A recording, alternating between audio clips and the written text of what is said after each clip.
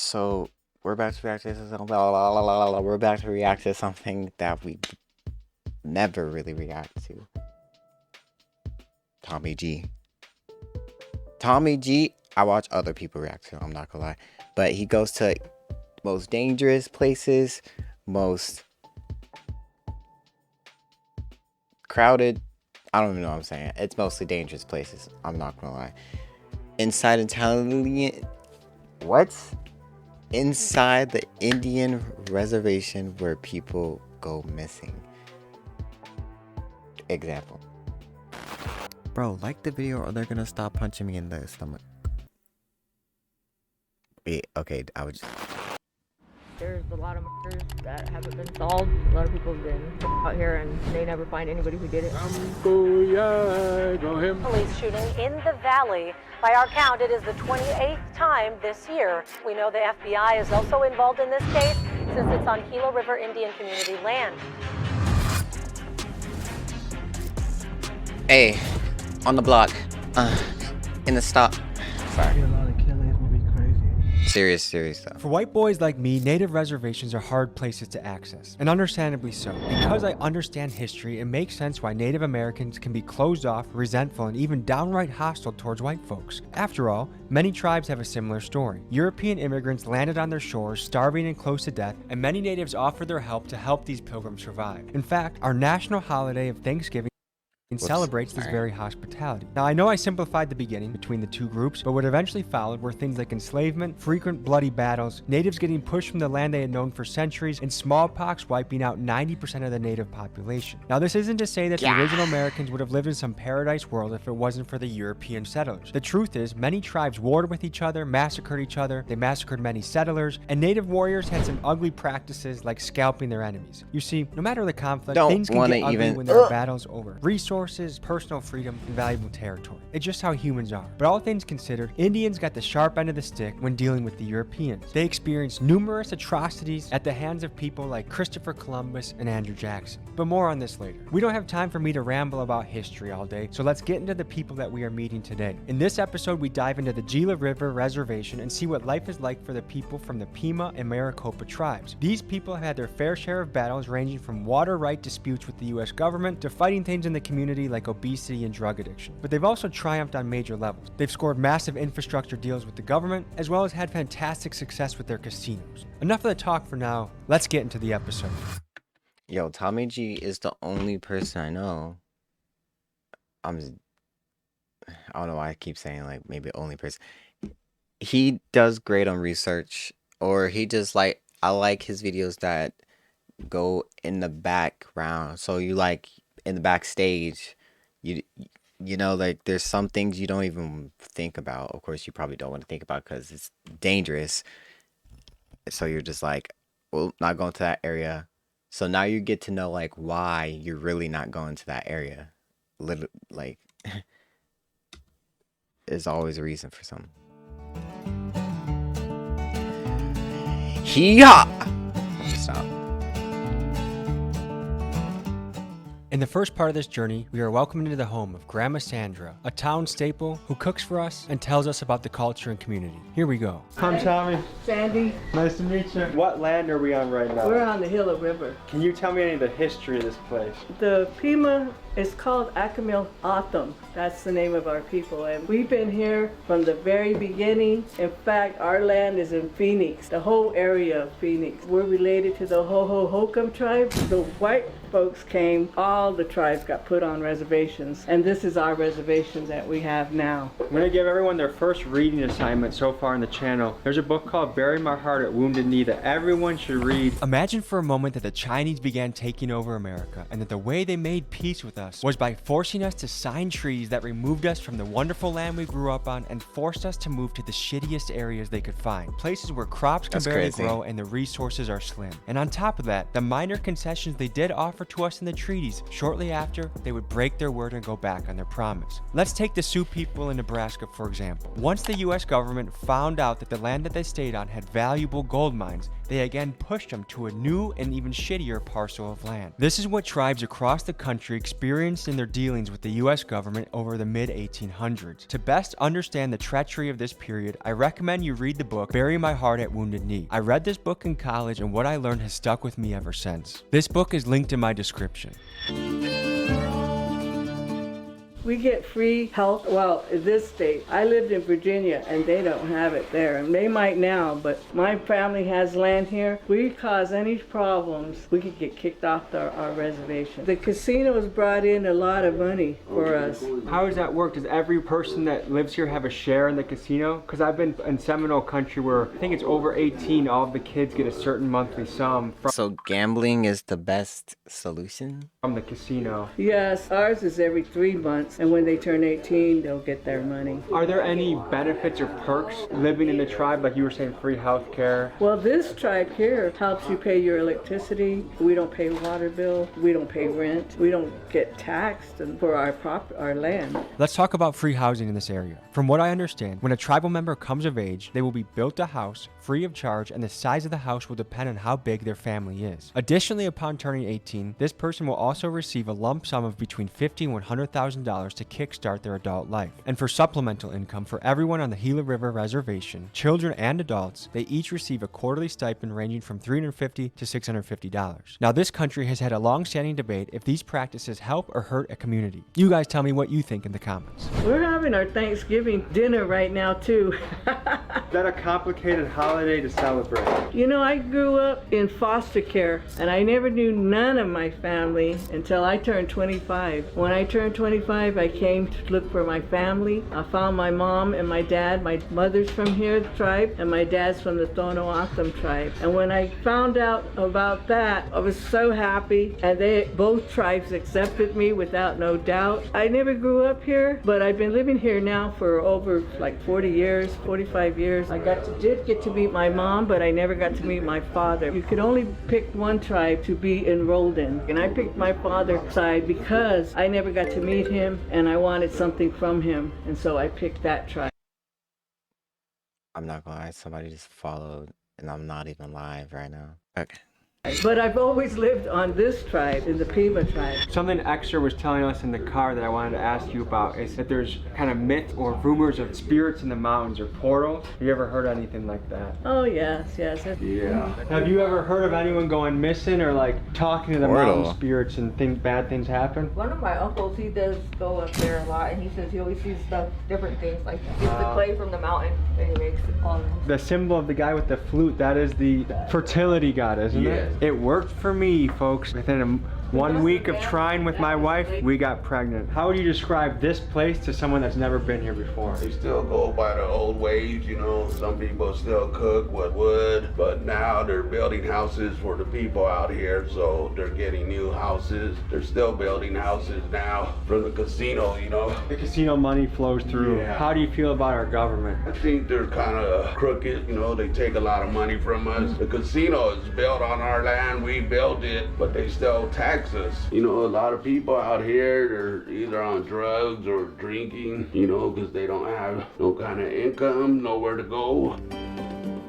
What percent of people you think have a drug issue around here? 80% maybe. That's high. Is there a good hospital or is there a good amount of medical staff in the area that help with people? Yeah, they got a drug rehab out here, but you know, very few people go through it. On the 24th, I have 24 years of sobriety. Wow. For about 18 years, I did the Kamake AANA group here in our district. That's why I never grew up here on the reservation, because my mom and my dad were both alcoholics. There's so and they many, couldn't like, take care of me. freaking- And so I grew up in foster care. It's been Different Why people, is it bro. you think that alcohol has such a strong pull here? people can't figure out how to be happy being clean and sober, and we're all related. If we look at it that way, we'll all get along.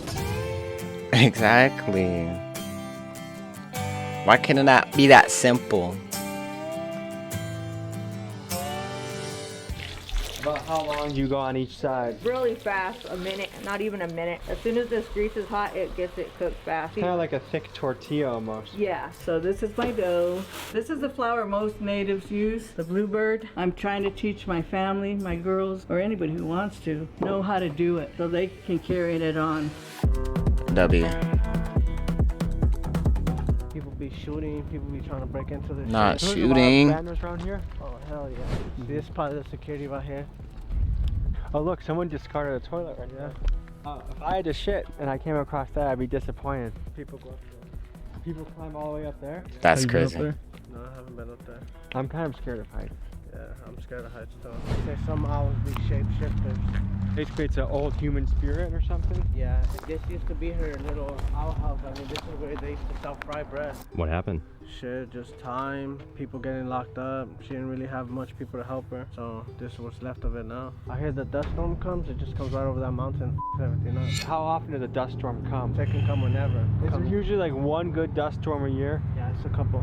That's the red chili. And pulled pork?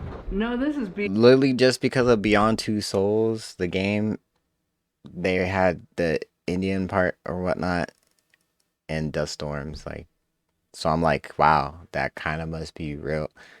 I don't know why I just thought that must be real, but I mean, it would always make sense if you're in like a desert place that you're gonna get that, you know.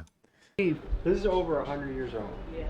How long do you think this took to make? Oh, probably a long time. Days? Yes. These are also over 100 years old. They're old too. There's something special about handmade. Okay, here's your sandwiches. The Navajo taco, all the tribes make that, and it's just beans, hamburger, cheese, lettuce, tomatoes, and that's a. Really good. Thank you. This is gonna be such a gringo question, but I don't eat the husk, right? No, you can if you want. I didn't mean to No, embarrass we don't. myself, but yeah. Good. Well, Grandma Sandra, you filled our Okay. bellies. We appreciate you for that. W. They blocked off the playground? Why do they do that? Cause there'd be a lot of kids, these motherfuckers go hang out right there and then they'd just be crazy. Are these abandos? Are people There's a living? bando right here, look. Do you think anyone's living in there? Probably. So, are there gang affiliations around here? Yeah, it's by zones. I think this is zone 6. People around here be like, man, I couldn't find no pills, so I started smoking meth. And like, what the fuck?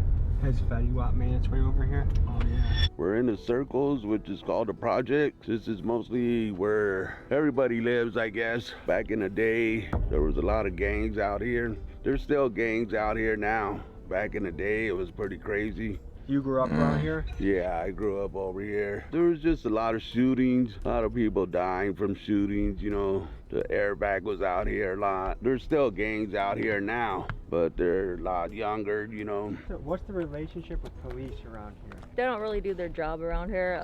There's a lot of murders that haven't been solved. A lot of people have been out here and they never find anybody who did it. Is this a place where people feel comfortable to call the police when something goes down? Not so much, I guess. It's a small No. community, so people know people, and they'll know if you call the police on them. Is there anything you can tell the It's people where about the circles? Don't come through People are comfortable to get away with things to go there. You feel me? Like, because the police are probably not gonna. here. Yeah, night. That's what you it don't feels know like. nobody. It's really dark around here. Yeah, that's a police station right there. That's the only cops and the rest. But this has been here for ages.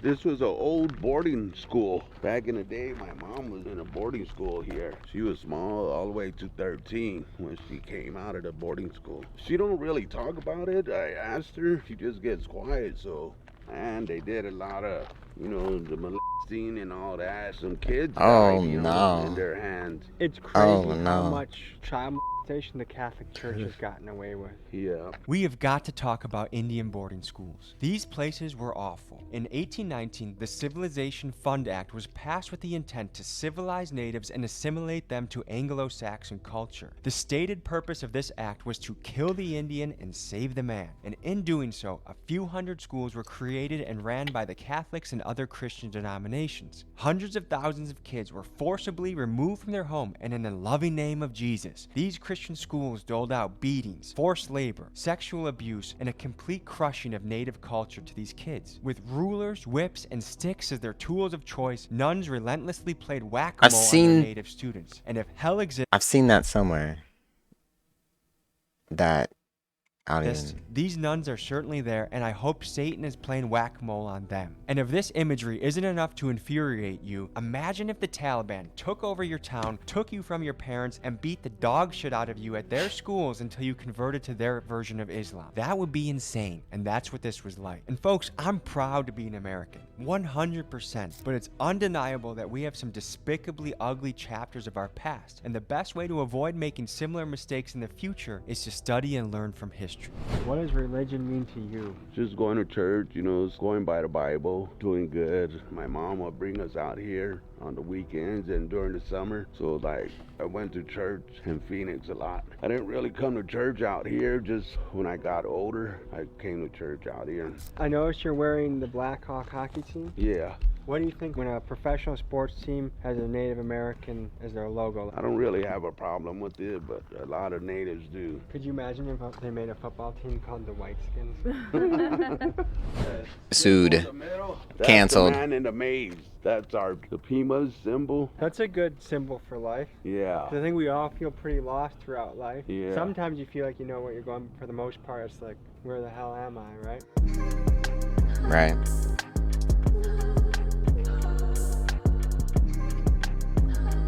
Huh. Grandma's taking us to the mountains right now. She wants to show us some things. Stolen cars from town come out here and dump stuff over here. What? There's been a lot of bodies found, not here, but over at another section of the res. This was now the third person that had mentioned something about people going missing and bodies being discovered at the reservation. In fact, a Google search will tell you that another body was found on the Gila River Reservation as recently as January of this year. And if you take a closer look at this trend, you'll discover that bodies have been discovered on reservations in Montana, Wisconsin, New Jersey, all in the early months of 2024. I even got a DM in January about this happening on a reservation in Winnipeg, Canada. It's worrisome how many women on reservations go missing or end up murdered. A study from 2008 showed that Native women get murdered at a rate that's 10 times higher than what's usual across the country. What's more, most of these cases don't even make it into the Department of Justice's missing person list. And get this, murder is the third most common way that Native women die, even more so than strokes, liver problems, or diabetes.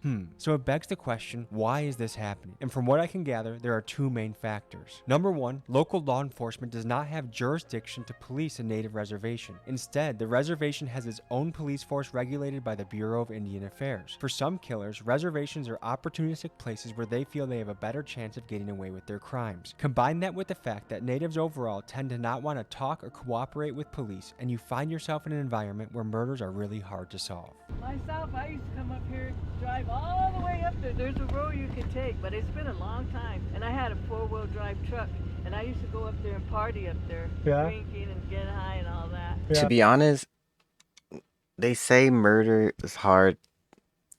It's almost like I feel like that's everywhere then, because imagine just like New York City. I mean, I don't want to say that's like I don't even know. I didn't do my research, or they probably, if you think of like a big city, like you're just like the biggest city, you're probably going to first think of New York City. Like, imagine how much crime goes on. Imagine how much hiding people can do. There's too many places because it's just a big city. There's a lot of people. You can fit in with, you can go almost anywhere. You can hide. So I'm like, I don't know how the police do good work with their investigation or whatnot, whoever detectives, because I don't know how they do it, bro. How far is it off-road? Far. It goes all the way to Mexico. There's a back road they used to go deliver drugs. Really? Back yeah. Grandma's starting to take us on a crazy adventure. Bodies, stolen car, trafficking to Mexico. What the I got murder on my mind. You want to be out here? How is she doing this? Oh no, Oh, no, Grandma. Call her. This is a bad idea. Yeah. Oh my God. Jesus. What, she Sorry almost if I'm got not stuck? as tough as you are. I got a little scared when you were hitting those trails. I thought I was gonna get stuck. So I want to hear more about the bodies because you just casually said that, and I feel like I want to touch on that a little bit more. A lot of people come from Phoenix, and because we're so far out here, and there's nothing over here. I mean, you know, so people come and dump bodies here. You can tell this is a drinking town. Look at this. This is 30, 40 feet off the road, and still, like, it just shines. The road is shining. Yeah, this is definitely a drinking town. Next, we make a stop at Big Mike's house. He's a religious leader, he has a sweat lodge set up in his own backyard, and he has stories for days. Let's knock on his door and see what he has to say. I know that. This is Big Mike's house. We're heading towards his sweat lodge. He's helped me a lot. We fought against the Interstate 202 now. And why didn't people want it here? And we like natural. All natives like that. It's not on our land. It's on the other side. But it might as well be. It's right there, right on the border of our tribe. They even cut the mountain. That was our sacred mountain where we go and pray and stuff. I read that 50% of people around here have diabetes. Is that something that you're familiar with? Yes, or that? yes, it's real bad here. We weren't allowed to do our traditional ways. We had to learn to be like them. Is there still a long-standing resentment towards Europeans or white culture? Yes, of course. The people that had to live through it, they know. I think it's more horrible than people could imagine. I don't think is. people know history that well, but if people do their digging and they research how awful it was. How America was, we weren't free to roam like we should have been. It was been taken. Skog Hudunyak. Good evening. Munchugim Tashquint. Munimishki Chugim. With Michael. Good evening. My name is Michael Tashquint. My traditional last name is from my great-grandfather, Tashquint. I'm here in the village of Komot. Southwest is what they call the Estrella Mountains, but to us we call it Komot Doak. Komot Doak means thick mountain. You got 28 years sobriety. Yeah.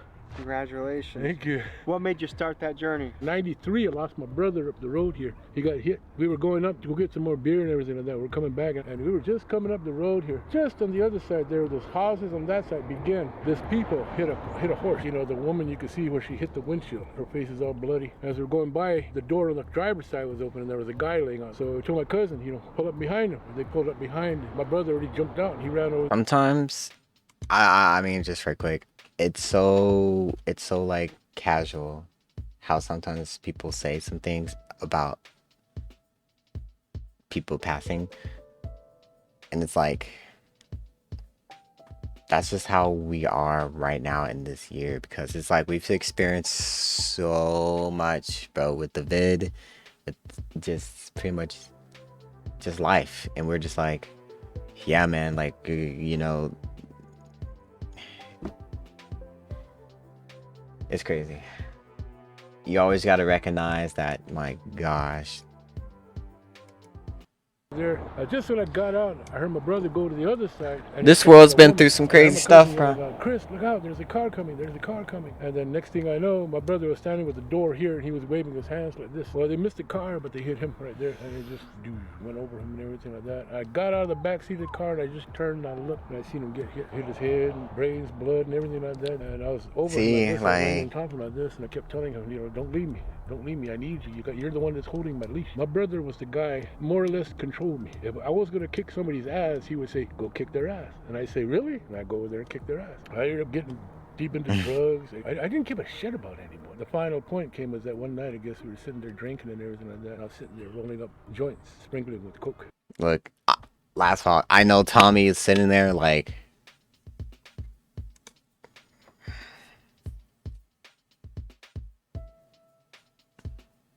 it's like one of those moments where all you can do is really just listen and just feel like I'm learning right now. He's just learning his story of what he's been through. But then again, it's just like when it's from someone typically his age, it's like you look at him, bro, like you're like, oh yeah, I'm about to get some wisdom, bro. Respectfully though. Rolling them up, getting ready to smoke. And after that, I got sick. I mean, I almost died. Maybe wisdom. Wait, maybe wisdom. Got me out of it. This is not wisdom, really. My dad, my brother came. I remember going in. I mean, you know how the lights are on top of us? And I remember looking up like that and watching like that, and I just seen him going, choo, choo, choo, choo, choo. Yeah. I was out. And I just woke up and I said, what the hell? And then the nurse came around and she goes, oh, you're awake. You're back. I said, what? And then she goes, what day is this? I said, Wednesday evening. And she looked at me. She goes, no. She goes, this is Saturday evening. You've been out for the past 3 days. Your family's about ready to bring in the priest to give you last rites because you weren't going to make it. I said, what? She goes, yeah, you're about ready to die. I remember I started walking and I was going in something like gray. It was just all gray. And all of a sudden out of this side, I seen this black figure come out like that, And I heard my brother start laughing. He goes, what are you doing here? You don't belong here. It's not your time. The other side, I seen another figure. Shoot. My dad, I heard his voice. This is not your time, he said. You need to go back. Come on, we'll take you back. And as they were coming back, they started telling me about sobering up, changing my life, doing the things I needed to do. Woke up, and that's when I woke up in the hospital. And so after that, that's when I decided I got to quit. So they took me and sent me down to chemo, and that's when I found out I had PTSD. It feels like this world is losing its soul and losing its culture a little bit. Can you speak to that from your lens? I can understand that, and I know what you're talking about because our young kids, they're not picking it up. They don't know too much about the history and the culture of our people, especially grandparents that went to boarding school. In the boarding schools, they were stripped of their identity, their hair was cut, they were forbidden to speak the language. A lot of elders are embarrassed or ashamed to speak the language to their children and tell them the stories and all of that. Growing up here, my family made me understand who I am. They made me speak English first, but I asked them, why'd you teach me English first? They said, because if you learn Pima, it would be hard for you to learn English. And from there, my grandparents and family helped, raise me and teach me my traditions. So trying to keep that up to the kids now. A lot of kids, they just don't know. White man society. What comes to mind when you think of that phrase? The coming of the Europeans, from the Spanish coming through the islands, Puerto Rico, Cuba, from there establishing their ports and everything like that, and then from there coming across to Mexico, South America, enslaving the indigenous people, all for gold, silver, and land and everything else like that. Then again, too, the Europeans, the French, the English. The Dutch, they say, were the only people that kind of took care of the native peoples. But when you look into the history of the English, Spanish, and the French, they stole, they conquered, they lied, they paid for the bounties of scalps. All of them, Spanish, French, English, women, children, elders. Thing about the border, they talk about all the people that are from Mexico and all that way. Those are indigenous people, even the Mexicans. That's not the right word for Mexico. It's Mexica. That's the thing about the white man's society, the Europeans coming here and just trying to make us and totally assimilate us. What are some spiritual beliefs of this land? When the son married, he brought his wife home. If the sister married, she married out of the family. What are the biggest challenges facing this community? We're doing good. I can't really say anything wrong or anything bad. Through the casino revenues, the tribe is taken care of. There's money through the gaming compact that goes to all 7 districts here. That money helps take care of it, What kind of benefits do tribal members receive from the casino? Nothing really from the casino. The only thing you get is just the per cap that we get every month. I mean, every 4 months, every quarterly. But like I was saying, is it the same for everybody, or does it change by age, or how do they? No, it's the same. It's the same. It's set at one set amount, but it's different. Each quarterly is different, depending on what these casinos make. My first house, my mom and dad built themselves. Second house, the Bureau of Indian Affairs built that for me. Then this one is the tribe built this for me. Wow. And again, it's in the gaming compact that homes are supposed to be provided for all enrolled tribal members. Final thoughts you have, or anything you would like to say to the audience out there? I just turned 70. I go to the gym all the time. I wanted to do with my wife to go in there and put it on our Facebook. Here I am, my birthday, 70 years old, still working out, Come on in and come work out with me. Diabetes is a very, very high thing here on my reservation. From what I saw with the numbers, it's over half. Yeah. At one time, I was like close to 800 pounds. Right now, I'm probably bouncing between 320 and 290 maybe. Since you're finishing up and you're getting ready to go home, this is called the Going Home song. Hey, I'm a dog. And with that, folks, thank you for joining us on this adventure. We'll see you next week. Hey, I'm a dog. Hey, I'm a dog. Gam go ya go him. Skug with the nya wum. Gam go ya go him. Hey, I'm a dog. Okay. Hey, I'm a dog. Okay. Hey, I'm a dog. Hey. Gam go ya go him. Hey. Folks, hope you enjoyed this episode. I You was want to watch another? Here. You want to subscribe? That dog's been neutered. I'm sorry for you. But do I feel sorry? I have a take. Literally,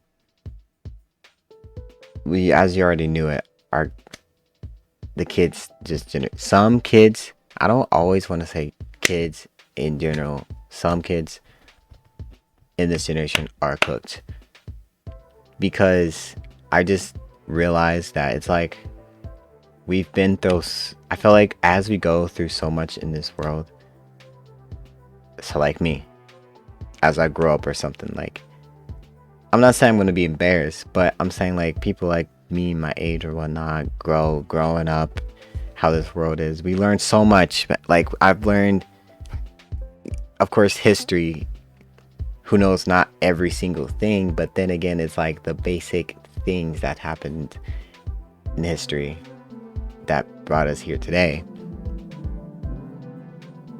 It's like, as I grow up, I'm having this knowledge.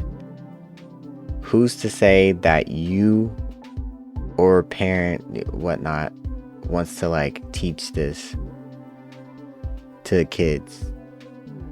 Of course I do, so they know, and they've learned there's many reasons of like, of course you should teach them how you're here today, how we're free, you feel me? Some people aren't, but like people are gonna like,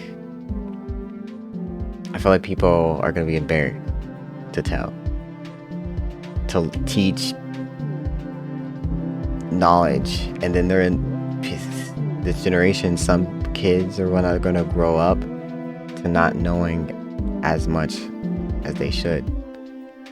Sometimes it's good they don't know some parts of history, some parts, but hopefully they know the basics for sure. It's like, it's always the basics that you gotta make sure of, like the main people, bro, of history.